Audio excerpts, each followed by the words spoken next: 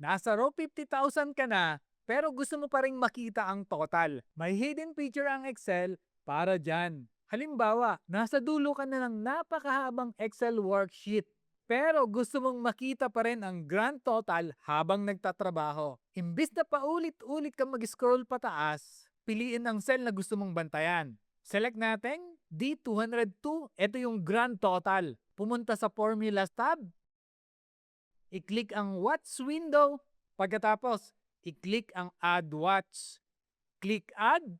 Ngayon, kahit saan ka pa mag-scroll, makikita mo pa rin ang value ng cell na yon sa Watch window. Perfect ito para sa totals, balances, inventory, payroll at financial reports. Built-in na ito sa Excel, pero kakaunti lang ang gumagamit. Gusto mo ng pre-Excel Watch window practice file?